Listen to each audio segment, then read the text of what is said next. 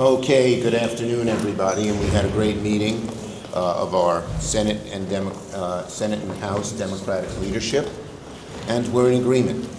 We all want to pursue a bipartisan, bicameral appropriations process. That's how it's always been done successfully, and we believe that should happen. However, the Republicans are making it extremely difficult to do that. One, which Rosa will talk about, by putting out a budget that is way beyond where everybody is at.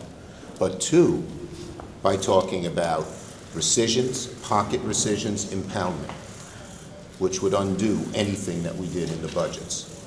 So we are going to push hard to try and get this done, but make no mistake about it, the Republicans are making it much, much harder. One final thing. Speaker Johnson shouldn't be skedaddling out of town. He should be sitting here negotiating with us. And instead, because he's so afraid of what people might say about Jeffries, sorry. Jeffries as well. Yes, he might say about Jeffries, but what he might say about Jeffrey Epstein. And so he's not doing his job. And he should get back here and start negotiating, but they're running away.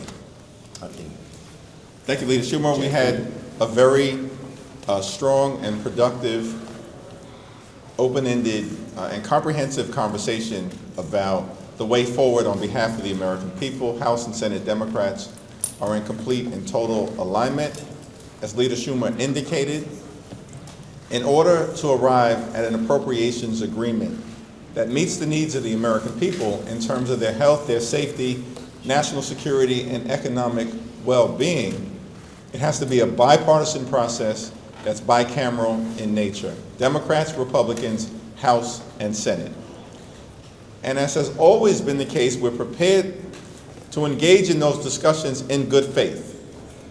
But House Republicans are not there. House Republicans are, in fact, marching us toward a possible government shutdown that will hurt the American people.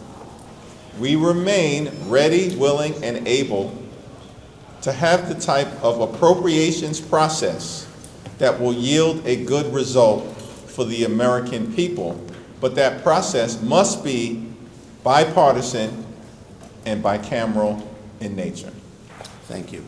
Senator Murray is doing a great job as our ranking member on approach. Yeah. And has a great partnership with Rosa. Thank you. We are all united in making sure that we're doing the right thing for the people we represent. They're worried about their housing, their health care, whether or not they can put food on the table.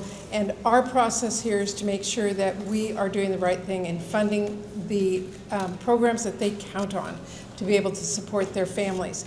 That's the appropriations process, and the only way we can do it is by being bipartisan, bicameral. Here in the Senate, we started our process today with a very strong bipartisan vote, and we thank our Republican colleagues and will continue to work with them.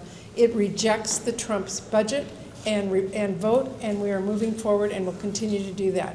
We call on the House Republicans to do the same so that people in this country don't see the chaos that will ensue if the House Republicans continue down this path. Senator Congressman DeLauro. Thank you. Thank you very, very much. And I want to echo what my colleagues have said. And I have been on the Appropriations Committee for many years, and there's always been the give and take of the appropriations process. Democrats, Republicans, House, Senate, it's the only piece of legislation that needs all of that cooperation in order for the president to sign the bill. And as my colleague Patty Murray has said, it is the appropriations bill that every year, at $1.7 trillion, provides the goods, the services that the American people need, whether it's their health care, whether it's transportation, whether it's defense. The whole 12 subcommittees affect people's lives in a very, very profound way. That's what our job is. That process has been, on the House side, I will say, thwarted in this regard, that the bills that we are, it's not a negotiation, it's a bill that comes forward that does not look to being bipartisan. in a way that both Democrats and Republicans can come together.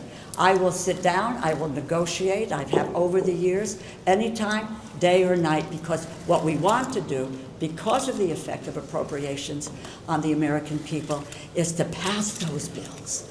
We believe in the appropriations process and what it can deliver for the American people. And that's the goal that we need to have, and that's the goal that my Republican colleagues on the House side need to have, is to let's deal with bills that both Republicans and Democrats can agree on.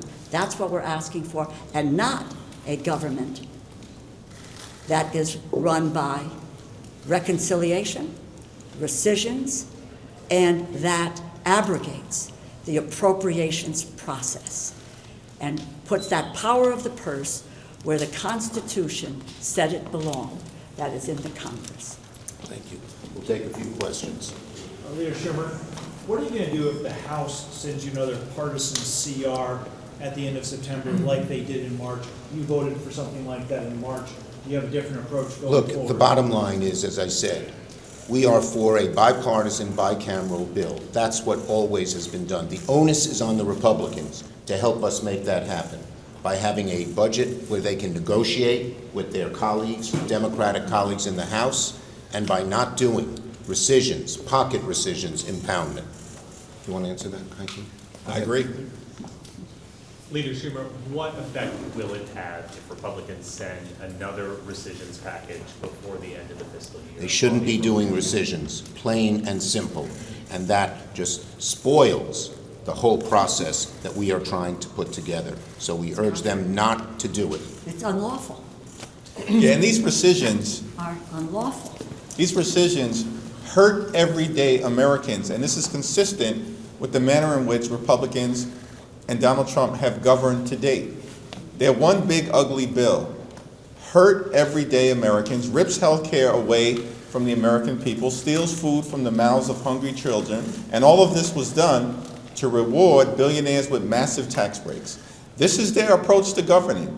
Rescissions is just a continuation of that, and it's problematic for a variety of reasons, but the most important reason is that Republicans are actively trying to continue to hurt the American people, and House Democrats and Senate Democrats will continue to stand up for the American people. And one other point, the reason you saw such a large vote, even on the Democratic side, for the Milcon VA is it undid the DOJ cuts in a bipartisan way. It helped our veterans, who they were cruelly just cutting health care and everything else from. And so when they're willing to work with us, we will work with them. But they got to work with us, not go around us. Leader Schumer. Yes. Leader Schumer, what's the threshold that would cause you guys to walk away from this bipartisan process? Republicans have already passed the rescissions bill, and they're clear that they want to do more. Well, the bottom line is that we are going to continue to pursue this process, but we're asking the Republicans, not asking, we're demanding of the Republicans not to ruin it, plain and simple. Leader Schumer, Last one. considering neither of you have endorsed Mamdani, are you considering backing Andrew Cuomo instead, or is there another candidate that you might actually? I'll just say I had a good talk with Mamdani last week, and I look forward to meeting with him in New York. Leader Jeffries? Same. Thanks. Thank you, Thank you. everybody.